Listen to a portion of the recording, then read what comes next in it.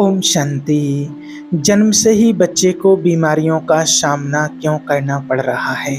ऐसे बहुत बच्चों के साथ में हो रहा है जिनका जन्म नहीं हो पा रहा है और जन्म होने के पहले ही उनका ट्रीटमेंट शुरू हो जाता है। तो बहुत लोगों का एक सवाल रहता है कि आखिर ऐसा कौन सा कर्म होता है जिससे एक नवजात शिशु को माँ यानी कि जननी के पेट से ही बीमारियों का सामना करना पड़ता है कि उसने जन्म ही नहीं ले पाया है और उसको ऐसे कौन से कर्मों की सज़ा मिल रही है कि उसको वहीं से उसका ट्रीटमेंट, उसका इलाज, उसका दवाई शुरू हो जाता है। अभी तो उसने कोई कर्म ही नहीं किया है। तो देखिए, कर्म का फल तो हर किसी को भोगना ही पड़ता है, लेकिन सवाल यहाँ पर ये आता है कि अभी तो उसने जन्म ही नहीं ले पाया है, तो फिर कौन सा कर्म किया है उसने जिसको उसकी कर्म की सज़ा उसको मिल रही है। तो इस बात से देखिए साफ साफ स्पष्ट होता है कि जिस बच्चे ने अभी जन्म नहीं लिया है उसके बावजूद भी उसका ट्रीटमेंट शुरू हो गया है, तो उसका कोई ना कोई पूर्व जन्म का कर्म ऐसा रहा होगा और उस कर्म के कारण ही उसको सज़ा मिलती है। अब ऐसा अलग अलग कर्म के लिए अलग अलग सज़ा और दंड होता है, लेकिन गर्भ में ही सज़ा मिलना शुरू हो जाती है तो ये कौन सा पाप होता है? तो उसके लिए देखिए, आप सभी जानते हैं तो पूर्व में ऐसे बहुत सारे पाप होते हैं और उसका दंड मिलना है उसी अवस्था में जिस अवस्था में आपने वो कर्म करवाया है या किया है। जैसे किसी जन्म में आपने स्वस्थ गर्भ की हत्या करा दी या हत्या कर दी। भ्रूण हत्या जो कोई बिरले ही ऐसी माँ होगी जो ना कराए, बिरले ही कोई ऐसी होगी कि जो ना करवाए, नहीं तो गर्भ हत्या, भ्रूण हत्या प्रायः आजकल तो बहुत सफलतापूर्वक कराया जा रहा है, ऐसा हो रहा है ना। अब जब आप ऐसी हत्या करवा रहे हैं किसी जीव की, तो फिर आपके साथ क्या होगा? अब जब आप हत्या जिस जीव की करवा रहे हैं तो आप भी ऐसे गर्भ में सड़ने वाले रोगों से युक्त होंगे और आपका भी फिर ऐसा ही नाश होगा, क्योंकि जैसा कर्म करोगे वैसा ही उसका फल आपको उसकी स्थिति में भोगना पड़ेगा। माता पिता जो एक गर्भ हत्या करा रहे हैं, भ्रूण हत्या करा रहे हैं, निर्दोष बालक की हत्या हो रही है, वो बालक जन्मता तो अपने कार्यों को प्राप्त होता, समाज के कार्य को प्राप्त होता, उसमें आप दोनों का संकल्प मिला तो फिर कभी आपको भी इस गर्भ में जाना पड़ेगा और उस गर्भ में अगर वो हत्या करने वाले नहीं हुए तो कर्म ऐसा निष्कृष्ट होगा कि तुम हत्या के बराबर ही रोज कष्ट भोगोगे, जन्म लेकर के भी और गर्भ में ही जितने दिन रहे उतने दिन में इतने कष्ट मिलते हैं।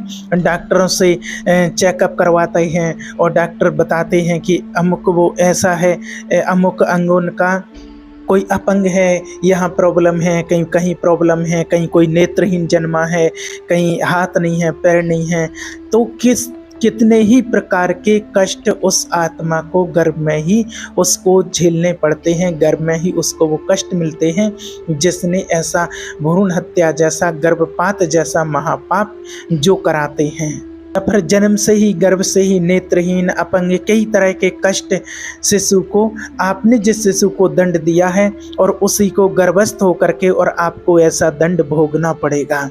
और कई कहते हैं ना, आज देख रहे हैं कि अभी तो बच्चा पैदा ही हुआ है और उसकी इतनी शुगर बढ़ रही है, 500 तक शुगर पहुंच रही है, ये कष्ट है, वो कष्ट है। ऐसे कितने बच्चे होते हैं कि पैदा होते ही साथ कई बच्चों को तो ये भी हुआ कि कैंसर हो गया है।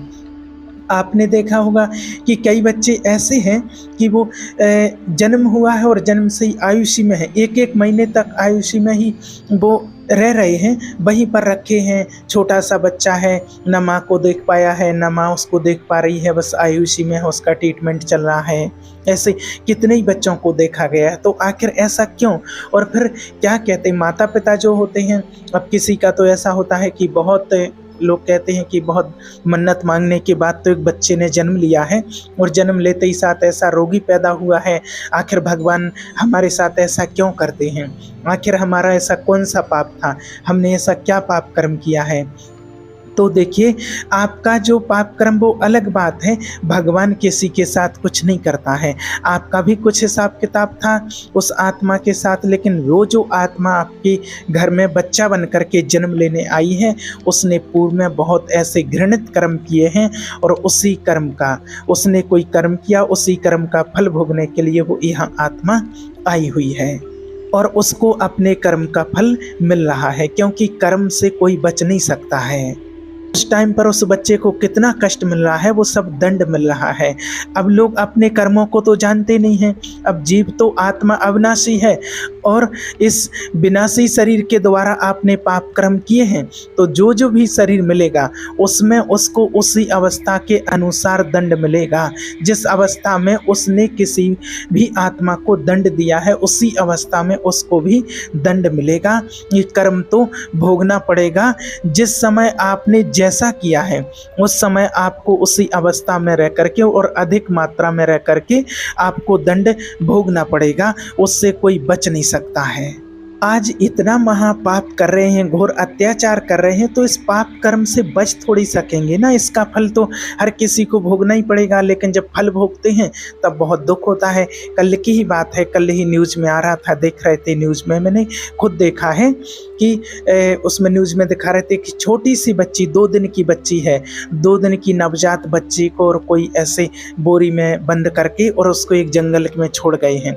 जंगल के किनारे उसको रख के गए हैं जंगल में। तो आप सोचिए, रास्ते के किनारे जंगल में रख करके गए। आप सोचो, फिर कोई वन विभाग वाले कोई अधिकारी होंगे, उनको वो बोरी दिखी तो उन्होंने खोल के देखा, तो उसमें 2 दिन की छोटी सी बच्ची निकली, और फिर वन विभाग वालों ने उस बच्ची को हॉस्पिटल तक पहुंचाया। 2 दिन की छोटी सी नवजात, सोचिए आप कि ऐसा ऐसा अत्याचार, ऐसे ऐसे पाप कर रहे हैं। और ये तो एक बात है, एक केस आपको बता रहे, आपने भी कितने सैकड़ों हजारों न्यूज़ ऐसी सुनी देखी होगी। कितना अत्याचार, कितना पाप हो रहा है दुनिया में, कितने लोग पाप कर रहे हैं। अब जो ऐसा करेंगे, सोचो उस आत्मा को उसका कर्म भोगना नहीं पड़ेगा क्या? उसको दंड नहीं मिलेगा क्या? अभी कुछ दिन और पहले की बात है, तो वहाँ पर एक शहर की कहीं की बात है, वहाँ क्या हुआ, छोटी सी बच्ची को, कोई 1 दिन की थी, वो उसको कूड़ेदान में कोई फेंक गए, कूड़ेदान में। सो जब कूड़ेदान में चूहे होते हैं, रात में कोई फेंक करके गए होंगे, और वो बच्ची को चूहों ने उसकी उंगलियों को खा लिया। सोचो, नवजात बच्ची छोटी सी, 1 दिन की भी नहीं हुई होगी, और उसको रात को कूड़ेदान में फेंक करके गए, उसकी उंगलियां चूहों ने खा ली। सुबह जब सफाई कर्मी आते हैं और कूड़ेदान में उन्होंने देखा कि यहाँ तो कोई बच्चा है, उन्होंने इसको देखा, उठाया, हॉस्पिटल ले गए, उसकी उंगलियां चूहों ने खा ली थी। तो सोचिए, ऐसी ऐसी प्रैक्टिकल घटनाएं हम सभी के सामने देखने में आ रही हैं। और जो इतना घृणित पाप कर रहे हैं, तो इस पाप से कोई बच नहीं सकेगा। कोई भी हो, इस पाप का दंड तो उसको भोगना ही पड़ेगा। इसलिए आप सभी से निवेदन है कि कोई भी ऐसा पाप ना करें। ये सबसे बड़ा महापाप होता है, और इस पाप का बहुत भारी दंड आपको भोगना ही पड़ता है। इससे कोई बचता नहीं है। अच्छे अच्छे ऋषि मुनि संत महात्मा हुए हैं, वो अपने कर्म से नहीं बच सके हैं, तो हम और आप तो कहाँ लगते हैं। ये तो जो करेगा सो उसको तो वो फल भोगना ही पड़ेगा। इसीलिए आप सभी से बार बार कहते हैं कि ऐसा कोई कर्म नहीं करो जिसका हमें बहुत बहुत भारी दंड मिले और उसका पश्चाताप करना पड़े। आपने चरित्र सुना होगा, एक मांडव ऋषि हुए हैं, बहुत तपस्वी थे, बहुत तपस्वी, जो एक पैर पर खड़े होकर के और तपस्या करते रहते थे। 24-24 घंटे एक पैर से खड़े होकर के तपस्या, इतना माना ध्यान में मगन रहते थे, ऐसे तपस्वी थे। तो क्या हुआ, एक दिन ऐसे ही हाथ उठा करके तपस्या कर रहे थे मांडव ऋषि। अब क्या होता है, कुछ राज खजाने से चोर चोरी करके भागे और इनके आश्रम में छुप गए। राज कर्मचारियों ने जब पकड़ा तो माल सहित चोरी उनके आश्रम में मिली। वो तो अपने ध्यानस्थ थे और अपने ध्यान में मगन थे, लेकिन चोर आकर के उनके आश्रम में छुप जाते हैं। अब चोरों ने सोचा कि पीछे से जब राज कर्मचारी लग गए तो पकड़े जाएंगे। कहीं आश्रय नहीं मिला तो मांडव ऋषि के आश्रम में जाकर के और छुप गए।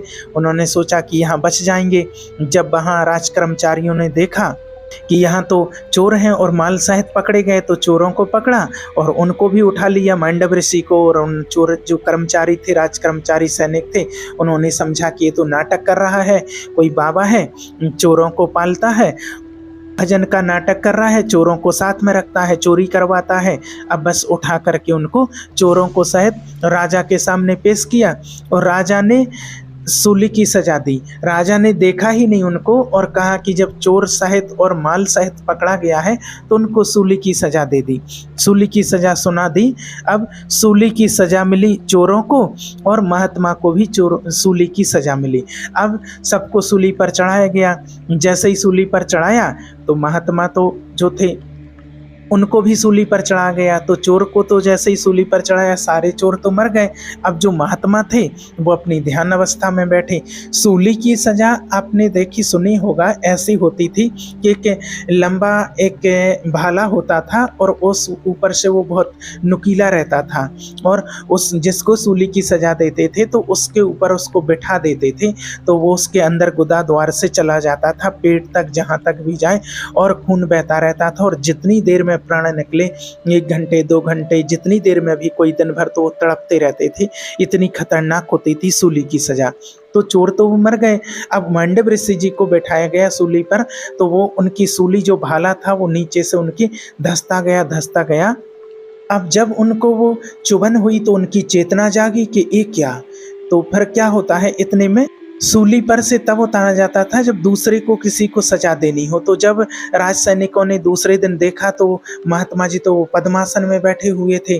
तो यहाँ राजा को खबर दी कि महाराज कोई महात्मा आ गया है और ये तो बहुत बड़ा अपराध हो गया। अब राजा ने कहा कि तुमने बताया क्यों नहीं। सैनिकों ने कहा हमें नहीं पता था महाराज, वो तो हमने सोचा कि कोई ऐसे ही नाटक कर रहे हैं और यहाँ चोर पालते हैं, चोरों को बसाते हैं।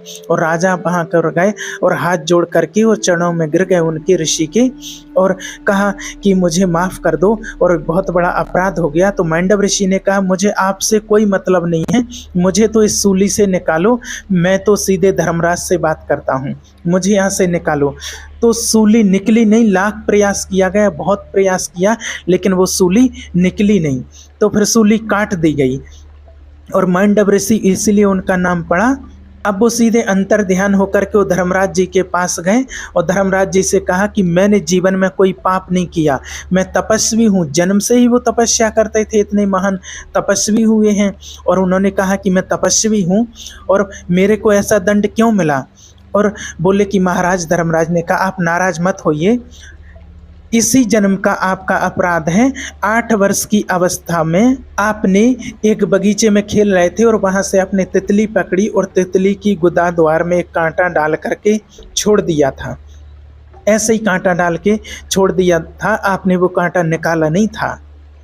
तो उन्होंने कहा ये वही कांटा जो आपने तितली में लगाया था, उसको जब चुभन हुई थी और उसकी मृत्यु हो गई थी तो उसी का दंड आपको मिला है कि आपको सूली की सजा हुई है। और वो कांटा आपने निकाला नहीं था, इसलिए सूली निकली नहीं, इसलिए सूली को काटना पड़ा।